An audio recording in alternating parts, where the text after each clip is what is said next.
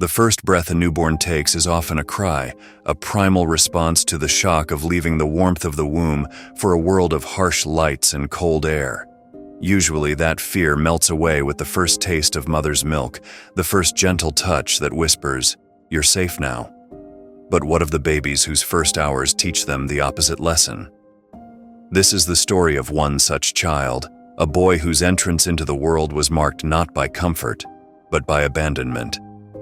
As he lay in the hospital nursery, hunger gnawed at his tiny body while the assigned nurse ignored his cries, his first bitter taste of human indifference.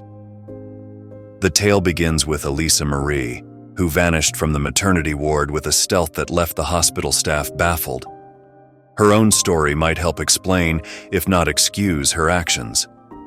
Raised by a widowed father and older brothers after losing her mother at age 3, Alisa grew into a study in contradictions.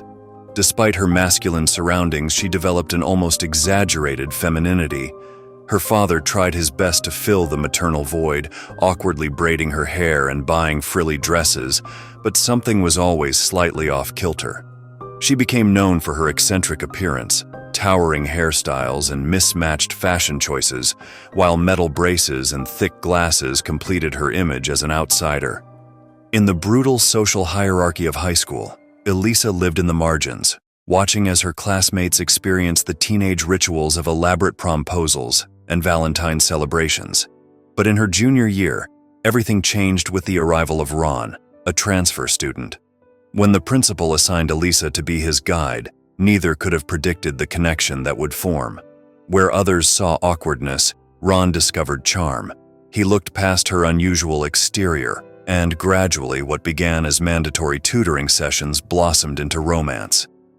The relationship progressed faster than Alisa was ready for, driven more by her desperate need for acceptance than genuine desire. Her eagerness to maintain Ron's affection led her to cross boundaries she'd set for herself.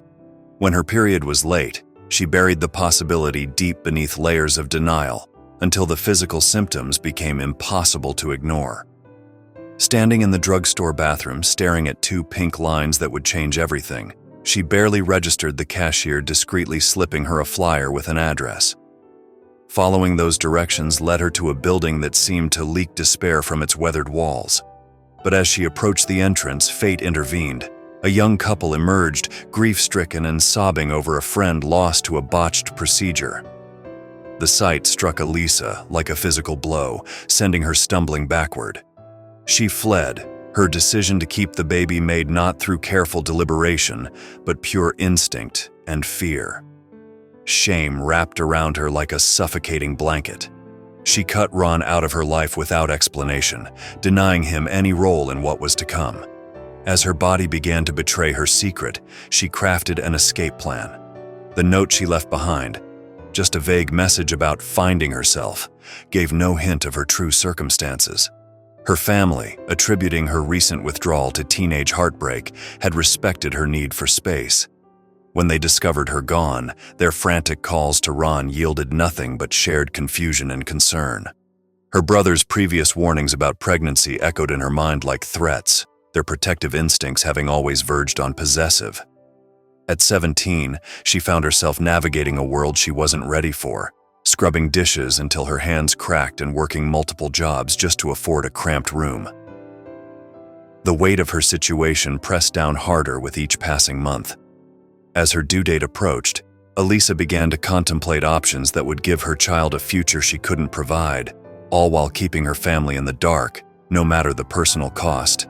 One day at work, Alisa's water broke, and she was rushed to the hospital. After hours of intense labor, her baby was born. The nurses took him to be cleaned, but when they returned to Alisa's room to hand him back, they found only a note that read, "His first name should be Bill, and his last name, Carrie."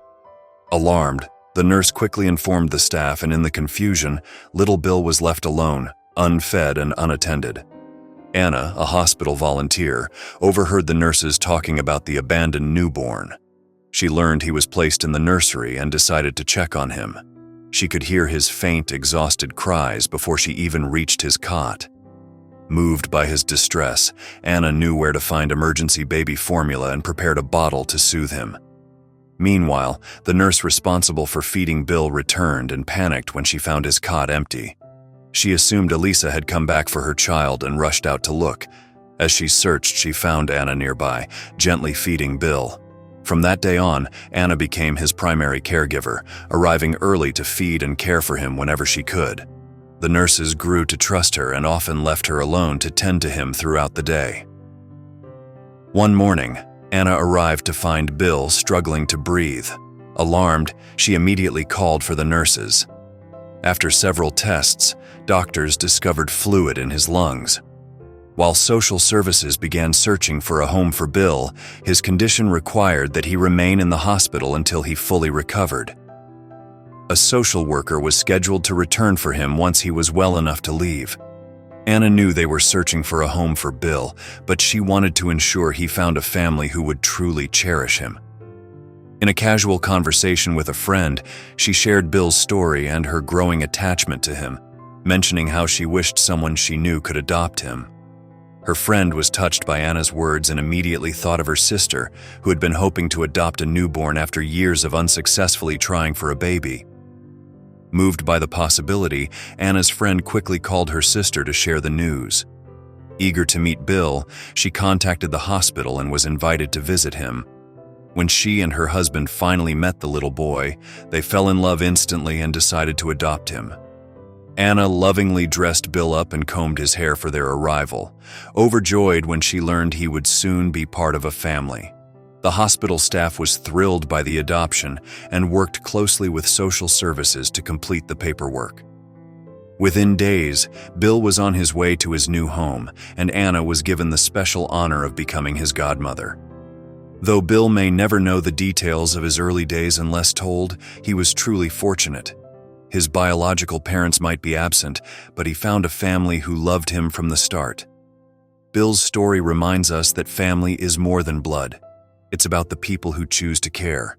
What did you think of William's journey? Share your thoughts in the comments, and if this story moved you, give it a thumbs up and subscribe to the channel.